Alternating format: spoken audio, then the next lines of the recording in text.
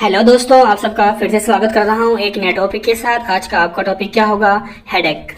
आज हम इस वीडियो में जानेंगे कि हेडेक क्या होते हैं, हेडेक कितने प्रकार के होते हैं और हेडेक को ट्रीट करने के लिए हम लोग कौन कौन से मेडिसिन का, टैबलेट का इस्तेमाल करते हैं, उसके ऊपर हम लोग बात करेंगे। और साथ साथ हम देखेंगे कि हेडेक में कुछ जनरल जो मेडिसिन होती है, जो मेडिसिन आम तौर पर यूज़ की जाती है, उसके ऊपर भी हम लोग पूरा डिटेल से डिस्कस करेंगे। चलिए हम स्टार्ट करते हैं शुरू से। सबसे पहला हम हेडेक का डिफिनेशन देख लें, एक क्या होता है हेडेक। चलिए हम स्टार्ट करते हैं। देखिए, headache is a pain. Headache क्या है? हेडेक एक पेन है विच स्टार्ट फ्रॉम, जो क्या होता है, स्टार्ट होता है कहाँ से? From one location of head. Head जो हमारा सर है, जैसे मान लीजिए ये हमारा सर है, तो सर के एक लोकेशन से क्या होता है कि दर्द स्टार्ट होता है।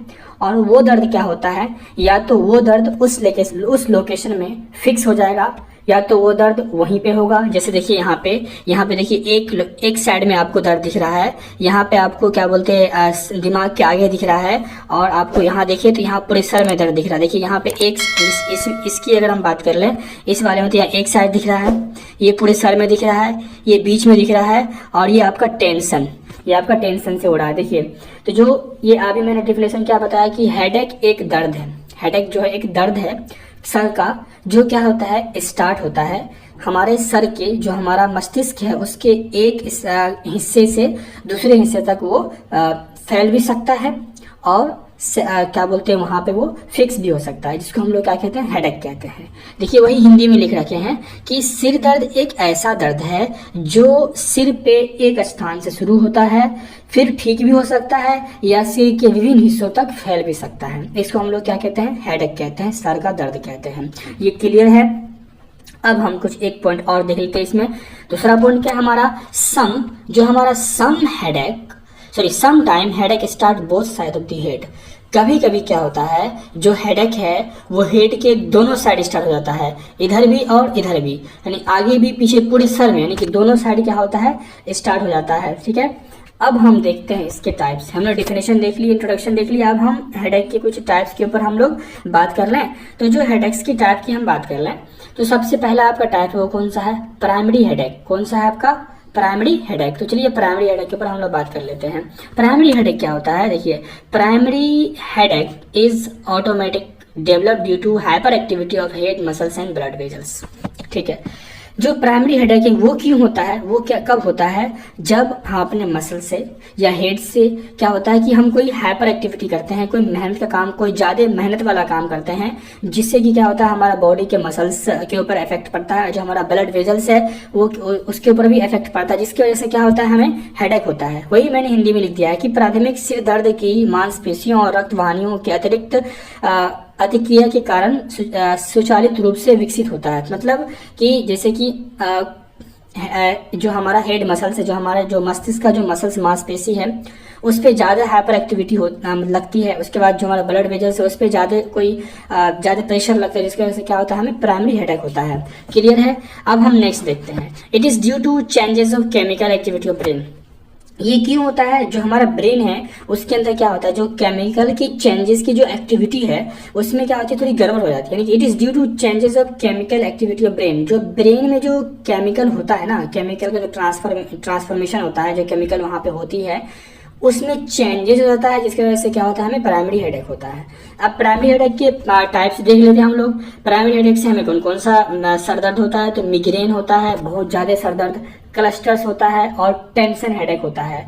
ये क्लियर है प्राइमरी हेडेक। अब हम देखते हैं सेकेंडरी हेडेक के ऊपर। जो हमारा सेकेंडरी हेडेक है ना, उसकी हम बात करते हैं। वो क्या है, it is due to some disturbance. Like ये होता क्यों है, कुछ ऐसे डिस्टर्बेंस होते हैं, जैसे कि अल्कोहल के पीने से आपको ब्रेन ट्यूमर है उससे, या कोई मेडिसिन हमने ले लिया उससे, जो हमारा मेडिसिन का कोई साइड इफेक्ट हो गया, उससे क्या होता है, हमें जो सर दर्द होता है वो क्या होगा, हमारा सेकेंडरी हेडेक हो गया। अब सेकेंडरी हेडेक में बहुत सारे टाइप्स आते हैं, उसमें आपको रिबाउंड हेडेक भी हो सकते हैं, थंडर क्लैप क्या बिजली के करके से हेडेक मतलब जो होता है वो, उसका साइनस हेडेक भी हो सकते हैं, कैफीन हेडेक, स्ट्रेस हेडेक हो सकते हैं, स्पाइनल हेडेक हो सकते हैं और एलर्जी हेडेक हो सकते हैं। हम यहाँ पे इन सबको डिटेल में नहीं देखेंगे, ठीक है। हम इसके मेडिसिन के ऊपर बात करेंगे जो फाइनली हमारी बात होगी, ठीक है। अब हम आगे बढ़ते हैं, हमने सेकेंडरी हेडेक भी देख लिया, अब हम आगे बढ़ते हैं। हमारा आगे कौन सा है, अब हम बात करेंगे मेडिसिन के ऊपर। चलिए स्टार्ट करते हैं। मेडिसिन की हम बात कर लें, सबसे पहले हम बात करेंगे एंटी डिप्रेशन मेडिसिन। ये मेडिसिन क्या है, this medicine is use when headache is developed due to depression, stress and tension.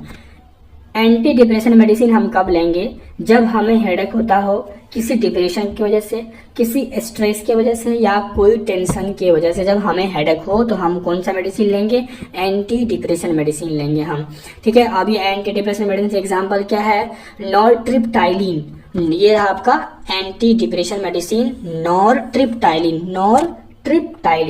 Clear है। अगला देखते हैं, अगला हमारा कौन सा है, बीटा ब्लॉकर्स मेडिसिन।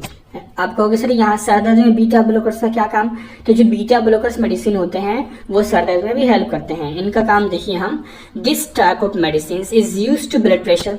ये प्रकार की मेडिसिन जो है बीटा ब्लॉकर्स मेडिसिन, ये तो ब्लड प्रेशर में यूज होते हैं, लेकिन क्या होता है बट साथ साथ क्या होता है, ये यूज होते हैं ट्रीट करने के लिए माइग्रेन को और हेडेक को भी, ठीक है। इसके एग्जाम्पल कौन कौन से हैं, एटीनिनोल एंड मेटोप्रोलोल, ये कौन से मेडिसिन है, बीटा ब्लॉकर्स मेडिसिन। क्लियर है। आगे बढ़ते हैं हम। अगला जो हमारा है कौन, एंटी सीजर्स मेडिसिन। सीजर्स मतलब क्या होता है, मिर्गी का दौरा पड़ना, ठीक है। मिर्गी इपिलेप्सी, मिर्गी का दौरा पड़ना। तो मिर्गी को रोकने के लिए हम लोग कौन कौन सा मेडिसिन का यूज करते हैं उसके ऊपर हम बात करेंगे। This type of medicine also use for trade chronic migraine. ये मेडिसिन किस में यूज होते हैं, ट्रेड क्रोनिक माइग्रेन में होते हैं, जो सिंपल सीजर्स में होते हैं। एग्जाम्पल इसका क्या है, टोपिरिमेट टैबलेट। टोपिरिमेट टैबलेट जो आपका है टॉपर 25 के नाम से ये मेडिसिन आपको मिल जाएगी। 25 क्या है इसका, इसकी डोज है ना, ये आईपी है, इंडियन फार्माकोपिया इसको बनाती है। नेक्स्ट के ऊपर हम बात कर लें। अब हम देखेंगे हमने अभी कुछ स्पेशली केस के लिए स्पेशल मेडिसिन के ऊपर पढ़ा हमने कि मिग्रेन में कौन यूज करते हैं हम लोग, सेकेंडरी के लिए कौन सा है, प्राइमरी के लिए कौन सा है। अब हम देखेंगे हमारे कुछ जो जनरल मेडिसिन होते हैं, जिसको सर दर्द होता है डॉक्टर दे देते हैं, उसको ये नहीं पूछता कि क्या आपको बीच में दर्द हो रहा है, क्या आपको क्लस्टर दर्द हो रहा है, क्या मिग्रेन दर्द हो रहा है, वो नहीं पूछते हैं, सिर्फ वो सर दर्द का गोटी दे देते हैं। उसमें कौन कौन से हैं, सबसे पहला आपका कौन सा है, कालपोल टैबलेट। कालपोल टैबलेट की हम बात कर लें तो कालपोल में कौन सा ड्रग होता है, कालपोल जो बना होता है वो पैरासीटामोल से बना होता है। अब कालपोल की हम यूजेस की बात कर लें अगर, तो ये जब हमें हाई फीवर होता है तब मिलता है, और जब हमारा बॉडी पेन करता है तब हमें ये कालपोल खाने को मिलता है। इनकी डोज देख लें हम, जो अगर कालपोल हमें 300 mg का मिलता है तो Q12H की डोज होती है। देन अब Q12H क्या है, Q12H मतलब होता है हर 12 घंटे बाद।